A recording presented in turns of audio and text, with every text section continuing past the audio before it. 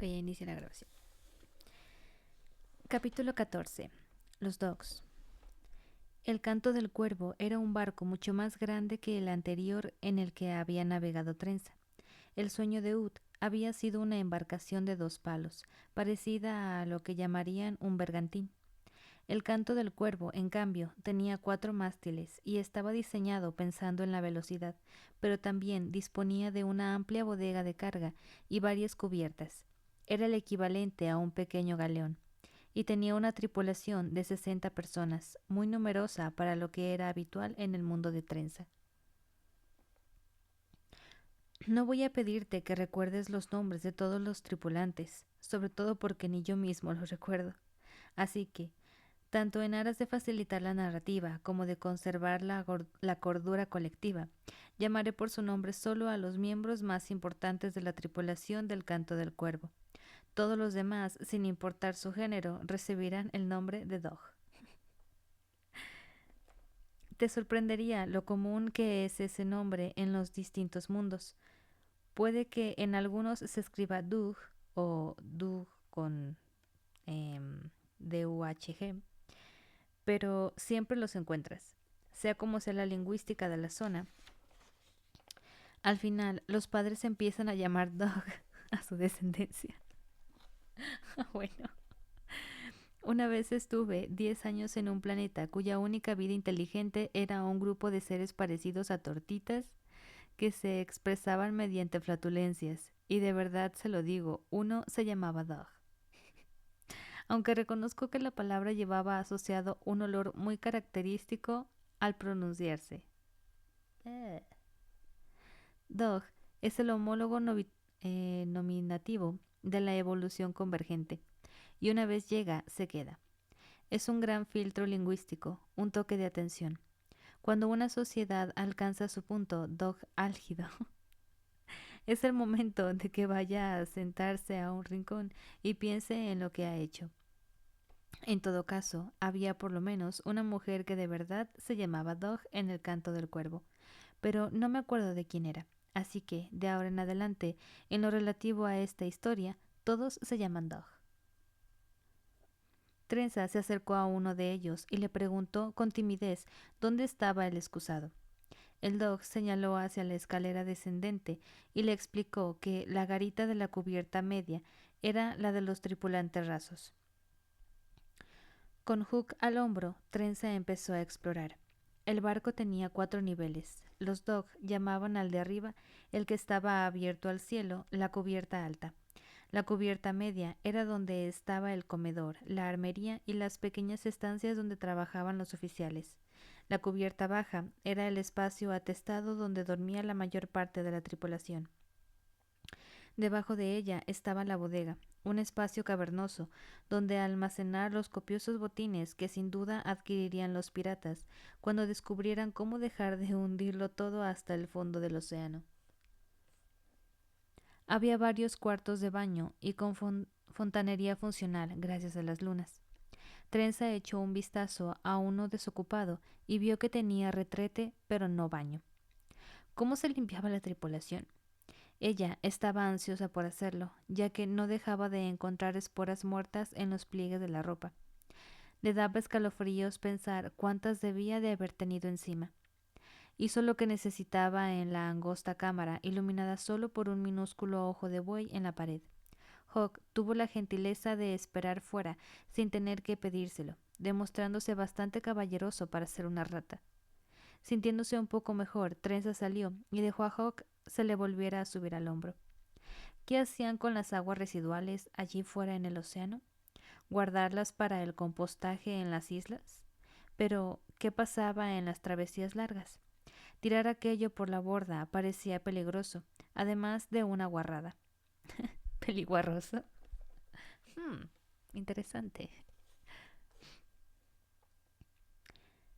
Emprendido el regreso a la cubierta alta, pero entonces oyó una voz procedente de un compartimento que había cerca de la garita. Asomó la cabeza y vio a un hombre detrás de un mostrador, el grandullón de las rastas que la había izado sobre la regala. Cuando digo grandulón o grandullón, Es posible que lo imagines como alguien entrado en carnes o quizá fornido. Y era ambas cosas, sí, pero ninguna de esas palabras hacía justicia a Fortín, el pañolero del barco. Fortín no era grandullón en plan, anda, cómete una ensalada, ni siquiera grandullón en plan de, tú haces deporte, ¿verdad? Era grandullón en plan de, pero ¿cómo has podido pasar por la puerta? No era que estuviera gordo, aunque sí que tenía unos kilos de más. Era más bien que parecía una persona construida a una escala distinta del resto de la humanidad. Casi podía imaginarse que las esquirlas, después de crearlo, hubieran dicho, a lo mejor nos hemos pasado un poco, y hubieran decidido quitar un 10% al resto de los humanos para economizar recursos.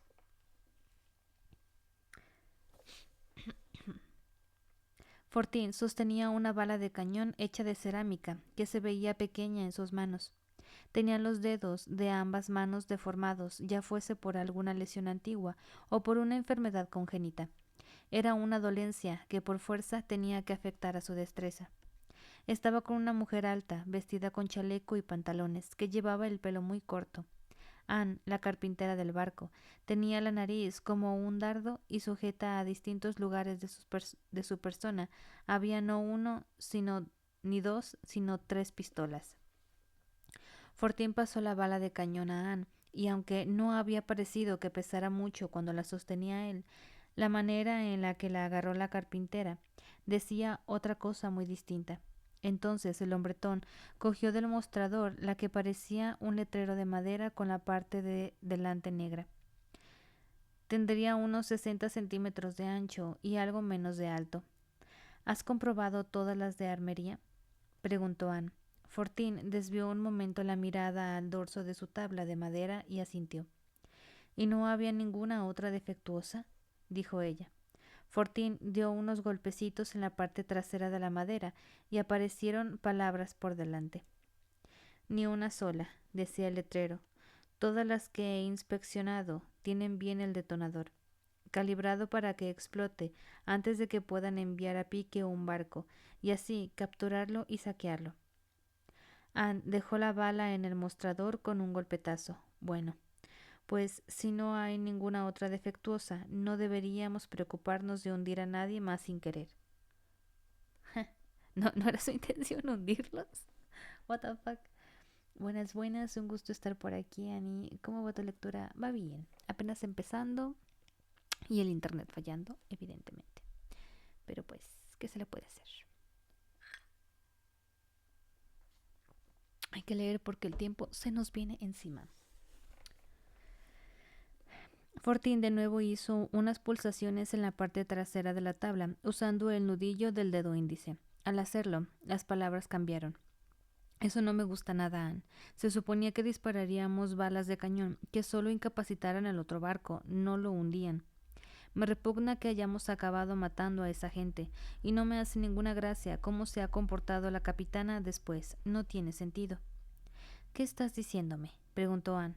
Estoy diciéndote que eso no me gusta nada de nada. No es la clase de piratería a la que nos apuntamos. A mí tampoco me gusta, respondió Anne, pero ya es demasiado tarde para cambiar de opinión. Por lo menos, sigue siendo mejor que dejarnos reclutar. Lo es, de verdad. No quería cargar con esas muertes en mi conciencia, Anne.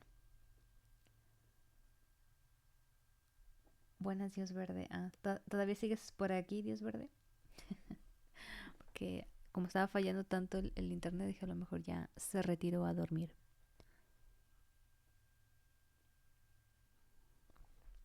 ¿Tú qué tal estás, Outlander? No te pregunté, una disculpa. Anne no respondió. Al cabo de un momento se levantó y fue hacia la puerta. Trenza tuvo una punzada de pánico por si la descubrían escuchando a hurtadillas y corrió de vuelta a la garita. Desde allí dentro oyó que Anne subía la escalera hacia el exterior. ¿Qué sacas en claro de eso, Huck?, susurró. No sé, dijo él. Parece que no pretendían hundir el sueño de Ut, lo cual tiene sentido. Pero después de que la primera bala de cañón atravesara el casco y empezara a enviar el barco al fondo del mar, los piratas decidirían terminar el trabajo. Trenza asintió. aunque no sabía qué pensar de todo aquello. Siguen siendo culpables, añadió Hawke. ¿Qué creían que iba a pasar si se hacían piratas y atacaban a otro barco? No basta con que estén tristes por haber matado a alguien después de intentar robarles. Ahora estos piratas son forajidos, Trenza. No me parece justo, dijo ella. ¿El rey ahorcaría al pañolero aunque no disparase él el cañón? La ley es muy clara. La norma del homicidio culposo, para ser exactos. ¿Estás cometiendo un delito y alguien muere? Se considera asesinato, aunque no lo pretendieras. La Armada Real estará buscando a esta gente, y más nos vale no estar a bordo cuando los capturen, por si acaso no se creen que eres su prisionera. Era una sugerencia sabia. Aquel barco era una trampa mortal. O bien la capitana terminaría hartándose de ella, o bien Trenza acabaría muerta en la inevitable pelea. Tenía un trabajo que hacer salvando a Charlie y no podía perder tiempo. Pero ¿cómo escapar? No es que pudiera saltar por la borda. Además, su garganta seca le advirtió de que tenía otras preocupaciones más acuciantes. Si la capitana no le permitía comer, no viviría el tiempo suficiente para escapar. Regresó con sigilo al compartimento del pañolero y al echar un vistazo dentro vio que el grandullón estaba de espaldas a la puerta. Estaba ordenando cosas en los muchos baúles y cajas que tenía tras el mostrador. ¿Podría robar alguna cosa comestible? ¿O quizá podría hacerlo Hawke por ella? Miró a la rata. ¿Qué pasa? Preguntó él en voz alta. Trenza lo fulminó con la mirada y le indicó con señas que bajara la voz. Me parece que es sordo, dijo Hawke. Antes, cuando estaba merodeando por ahí, he oído a alguien mencionar que el pañolero no podía oír. Y en efecto, Fortín siguió trabajando, todavía dándoles la espalda. No había reparado en su conversación. Una vez conocí a una humana sorda, dijo Hawke. Era bailarina y de las mejores que hay bajo las lunas, o la mejor que yo había visto, al menos. Estaba disfrutando del tiempo que pasaba con ella, pero al final nos interrumpieron con cierta brusquedad. Fue una pena, pero esas cosas pasan. Tampoco podía permitirme hablar con ella ya sabes, por cosas relacionadas con quién y qué soy. No quería revelarme. Quizá este sería otro buen momento para no hablar, sugirió Trenza, a menos que quieras que algún pirata se dé cuenta de que tiene a bordo una rata locuaz, por lo que podría cobrar un buen precio. Sí, bien pensado, dijo él. Es que pasé muchas semanas escondido en el barco de los contrabandistas, antes de que me atraparan. Era una vida un poco solitaria. Da gusto tener a alguien con quien charlar. Trenza le lanzó una mirada, cosa que dejaré de hacer ahora mismo. Hay cosas que aparte de la muerte no tienen solución. Una discusión, por ejemplo, a veces la solución depende de la otra persona y ésta no da su brazo a torcer y toca buscar definitivamente. Cuando, cuando en una discusión una persona está necia y por sus huevos se hacen las cosas de tal forma, aunque sea incorrecta, pues no tiene caso seguir peleando, ¿no? Solo gastarás energía.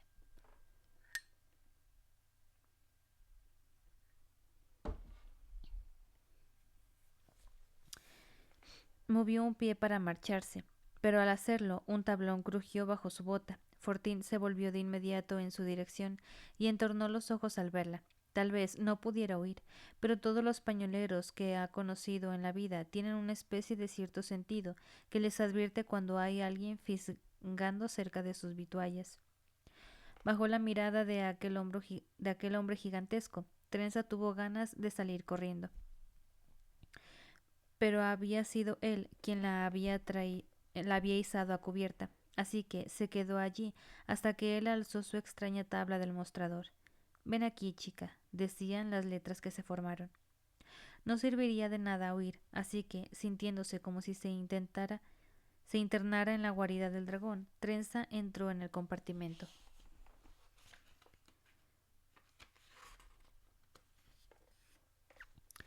Capítulo 15. El pañolero. Fortín la miró de arriba a abajo, frotándose la barbilla con sus gruesos dedos. Entonces dio unos golpecitos al dorso de la tabla que hicieron aparecer palabras para ella. ¿Tienes nombre? Trenza, señor. ¿Y de verdad eres inspectora real? Trenza tragó saliva. No, la casaca no es mía. La robé. Ahora eres pirata, escribió Fortín. Lo que robes es lo que es tuyo. No soy pirata, dijo ella. Lo eres mientras quieras seguir respirando, escribió él. No le menciones a nadie que no pretendes unirte a nosotros. Decir cosas como esa es lo que hace que te echen por la borda. Trenza asintió. Gracias, señor. No me llames señor. Dejé atrás ese título hace mucho tiempo. Me llamo Fortín. ¿Te han dado de comer ya? En respuesta, el estómago de Trenza rugió. Ella negó con la cabeza.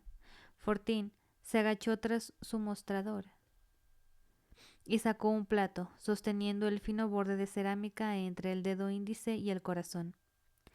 Trenza había pensado que le faltaría destreza por el estado de sus dedos, pero todos los cuales parecía que se le hubieran roto por varios sitios, y luego hubieran dejado sanar sin entablillarlos, pero en realidad se las apañaba bastante bien. Algunos actos requerían más esfuerzo y a veces le temblaban las manos. Pero era evidente que se defendía sin muchos problemas, aunque tuviera que hacer las cosas de forma distinta a los demás.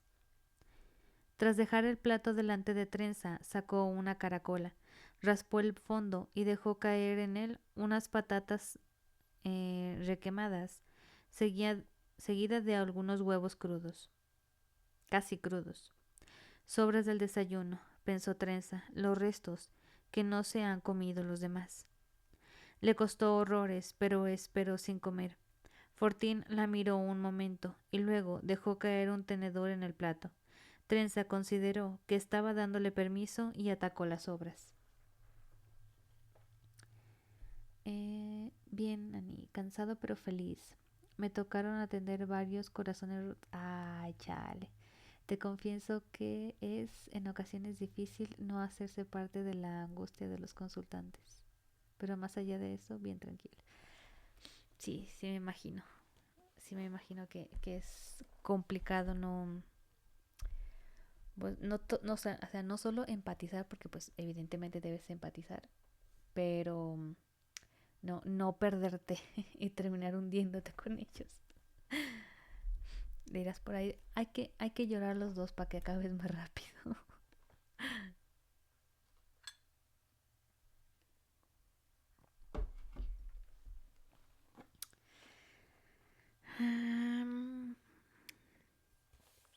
Estaban espantosas. Las patatas requemadas tenían la consistencia de caparazones de escarabajo, a juego con los huevos, que recordaban a lo que podría encontrarse dentro de esos ¡ay, qué asco! Esos caparazones. No había que ser una maestra cocinera para saber que aquella comida era horrible, pero para alguien como Trenza era aún peor. Darle a ella sobras frías y pasadas, las partes a las que no había llegado ninguna especia. Era como encerrar a un prodigio del piano en una habitación y ponerte a tocarte con una turuta. ¿Qué es eso? Una turuta, versiones desafinadas de grandes obras maestras. Trenza no se quejó, necesitaba comer y no iba a rechazar lo único que le habían ofrecido, ni aunque no supiera tanto a comida como a lo que pasaba a hacer después de comida. Guácala.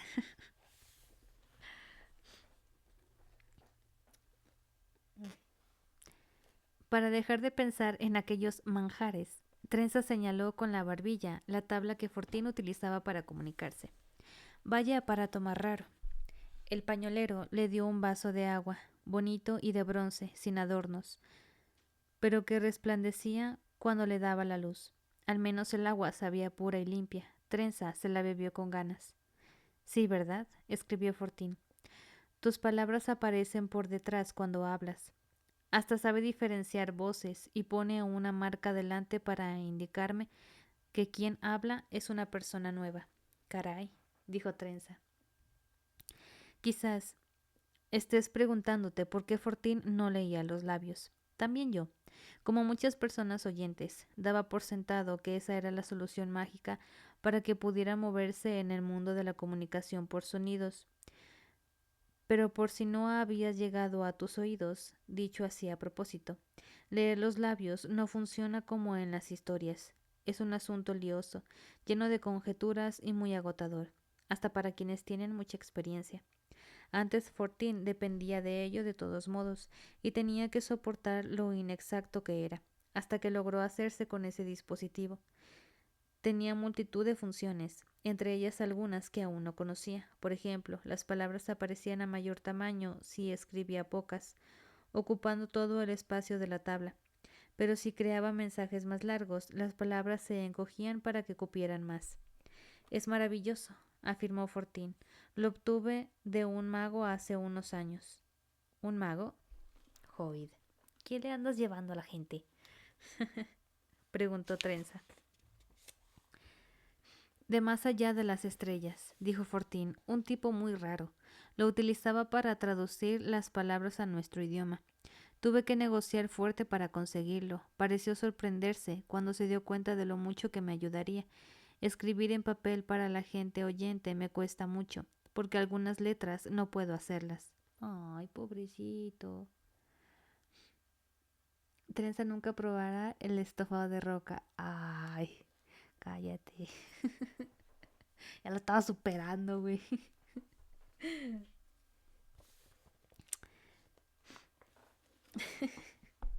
A ver, ¿dónde me quedo? Mm, latín, letras, no podía aquí. El mago de las estrellas no era yo, por cierto. Ah, no. Bueno, pensé que sí. Ani, me interesa tu opinión de la temporada de Arcane. No he visto los últimos 3 capítulos. Los quiero ver. O sea, se supone el día que salieron, yo ya tenía todo listo para verlos. Pero me quedé dormida. El domingo no me acuerdo qué tanto hice, pero no los vi. Bueno, lunes y martes me he hecho bien pendeja. Y de hecho no he entrado tampoco mucho a redes sociales porque no quiero darme spoilers. Necesito verlos ya. Es decir, necesito verlos ya porque me carcome no saber cómo va a terminar. Pero hasta el momento lo que he visto, digamos que mi corazón también está roto. También está roto como los de tus pacientes.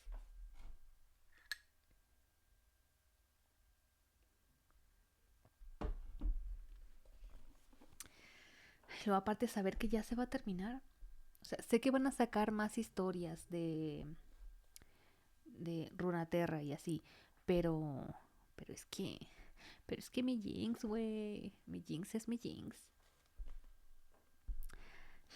El mago de las estrellas no era yo, por cierto. Siempre me he preguntado quién vendería el aparato a Fortín. Es tecnología nalteana, con circuitos de conexión predictivos despertados. Naltiana era el del aliento de los dioses, ¿no? Naltis. ¿Sí, no? A veces se me olvidan, se me confunden los nombres de los planetas. Fortín dio la vuelta a la tabla y le enseñó la parte de atrás, donde podía teclear letras y desplegar listas de vocablos comunes. El aparato predecía sus necesidades y le proporcionaba las opciones más probables. Funcionaba a una velocidad sobrenatural y parecía anticiparse a sus mismos pensamientos. Tengo que dejarlo al sol una vez por semana o deja de funcionar, escribió Fortín, y su magia no responde a nadie más que a mí, así que no te servirá de nada robármelo. Ni se me ocurriría, dijo Trenza sorprendida. Ha sido muy amable conmigo. Esto no es amabilidad, replicó Fortín, es un intercambio. ¿Qué tengo que darte yo? Aún no lo he decidido, dijo Fortín. Sigue comiendo, chica. Trenza obedeció, por desgracia. Mientras se enfrentaba con valentía al plato, entró otra marioneta. Otra marinera. Marioneta. Ando bien pendeja. Era la mujer bajita que había plantado cara a la capitana el día anterior. Tenía el pelo negro y muy rizado.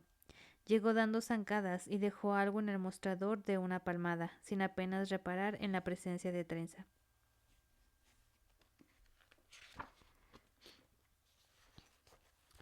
¿Cómo describir a Salai la timonel? Era de la misma etnia que Fortín, también procedente de las islas de Lobo en el mar Zafiro, donde las esporas Céfiro, liberaban una ráfaga de aire al mojarse. Tenían los rasgos delicados, pero no era frágil en absoluto. Muy bien, Fortín, dijo. Te ofrezco 3. Había depositado 3 pequeños pendientes en el mostrador. Ya te lo dije, Salai, escribió Fortín. Los pendientes no me interesan. Me dan picor en las orejas. Que sean 4. Para que te piquen más, dijo Salai, colocando otro en el mostrador. Se los gané a un dog jugando a las cartas y ya no tengo más. Son de oro sólido. No harás mejor negocio en ninguna parte. Al leer la palabra negocio, Fortín se animó a ojos vistas, examinando los pendientes. Venga, Fortín, insistió Salai, tengo que volver al trabajo.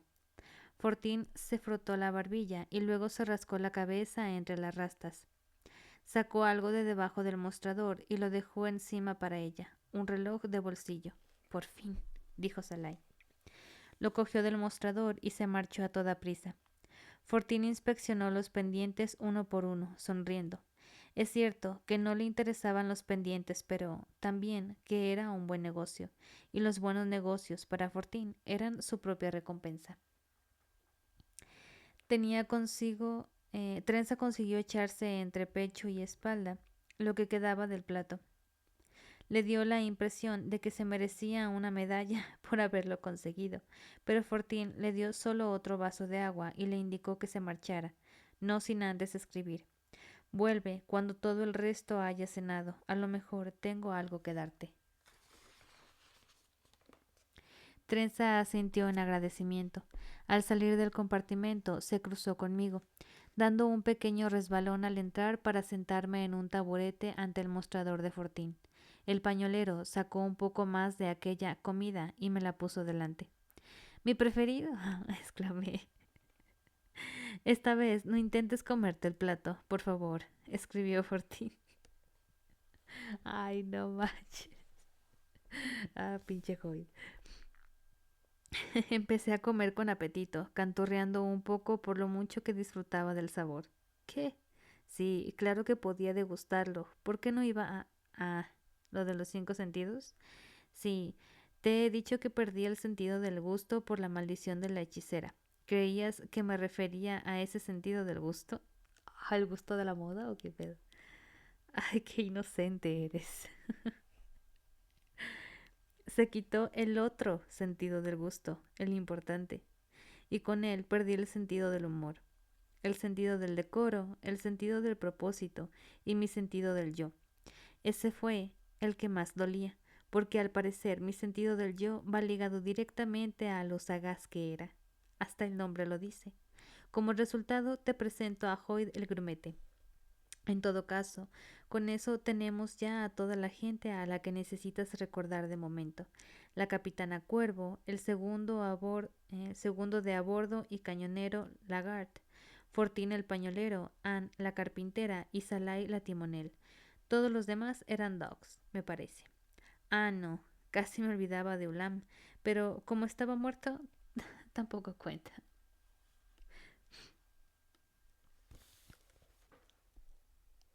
Ok, creo que esto lo voy a dejar aquí, esta grabación.